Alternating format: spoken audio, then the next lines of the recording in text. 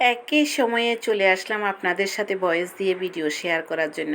বন্ধুরা, আপনারা সবাই কেমন আছেন? আমি ভালো আছি। তো আজকে প্রতিদিনের মতো রান্নার যে একটা তাড়া থাকে, আজকে সেই তাড়া নাই, কারণ আমার হাজব্যান্ড অফিসে খাবার নেবে না। সেই কারণে আস্তে ধীরে করে রান্না করতে আসলাম, কিন্তু রান্না করতে আজকে একটুও মন চাইছে না।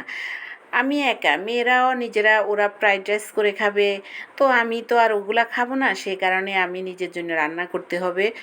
ইচ্ছে করতেছিল না, কিন্তু খেতে তো হবে, কি করব। সে কারণে রান্নাটা বসিয়ে দিলাম। এই যে আমি আজকে আলু সোয়াবিন রান্না করতেছি, সাথে ধুন্দুল ভাজি করব। এখন শুকনা মরিচ, পাঁচফোড়ন, ছোট এলাচ সোমবারে দিয়ে আলুটা নেড়ে ছেড়ে সোয়াবিনটাও দিয়ে দিলাম। সোয়াবিনও একদম কম ছিল, সে কারণে অল্প করে আমি তরকারিটা রান্না করেছি শুধু দুপুরবেলার জন্য। এখন আমি ধনিয়ার গুঁড়া, জিরার গুঁড়া, পরিমাণ মতো লাল মরিচের গুঁড়া, সাথে হলুদ গুঁড়া, পরিমাণ মতো লবণ সব কিছু দিয়ে একাত্রে ভালোভাবে কষিয়ে নিব। আসলে সোয়াবিনটা আমি প্রথমে ভেজে নিই, আজকে পরিমাণে একদম কম দেখে আর ভাজি নাই, আমি আলুর সাথে দিয়ে দিলাম। এখন আমি একটুখানি ঝোল দিয়ে দিলাম যাতে গুঁড়া মশলা পুড়ে না যায়। এখন আমি ঢেকে দিয়ে তারপর গিয়ে শুয়ে পড়লাম। ইচ্ছেই করতেছিল না রান্না করার জন্য, তো খাওয়ার জন্য আমাকে করতে হবে, কারণ মেয়েরা আজকে দুজনেরই বন্ধ, দুজনে বসে মুভি দেখতেছিল, ওরা উঠবে না।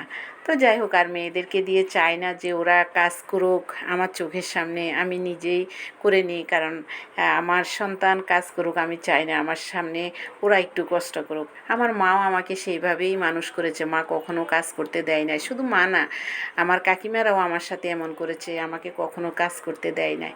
আপনাদের সাথে কথা বলতে বলতে কিন্তু আমার আলু সোয়াবিনের তরকারিটা হয়ে গেছে। এখন আমি ধুন্দুল বা তরি, তো ধুন্দুলে বলি বেশিরভাগ সময় ধুন্দুলটা আমি ভেজে নিব।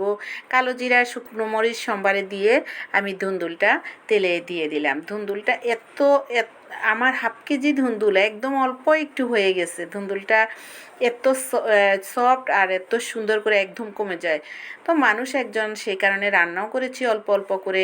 এখন আমি কালো জিরা, শুকনো মরিচ সোমবারে দিয়ে ধুন্দুলটা দিয়ে দিয়েছি। এখন দিয়ে দিব একটু আদা বাটা, পরিমাণ মতো লবণ, তারপর সব মশলাই, হলুদের গুঁড়া, জিরার গুঁড়া, তারপর হ্যাঁ একটু শুকনো মরিচের গুঁড়া অল্প করে দেব। নামানোর আগে দিয়ে আবার কাঁচা মরিচ দিয়ে দিব, এই কারণে আমি আর বেশি মরিচ দিব না, আর এটা একদম পরিমাণে সিদ্ধ হয়ে কমে যাবে। তো যাই হোক, আমি সব কিছু দিয়ে দিলাম, দিয়ে ভালোভাবে নেড়ে চেড়ে নেব। দেখবেন একদম অল্প একটু হয়ে গেছে ধুন্দুল, আর এত ইয়ামি হয়েছে। এই যে তেলটা উপরে মনে হয় আমি এক গাদা তেল দিয়েছি, না, তেল একদম কম দিয়েছি, কিন্তু এখন সিদ্ধ হয়ে একদম কমে গিয়ে কি সুন্দর হয়েছে। প্রিয় বন্ধুরা, আপনারা সবাই আমার ভিডিওটা দেখবেন, লাইক কমেন্টস করবেন, কেমন হয়েছে আমার রান্নাটা, সাথে থাকবেন। ভালো হলে অবশ্যই ভালো বলবেন, খারাপ হলে অবশ্যই খারাপ বলবেন। টাটা।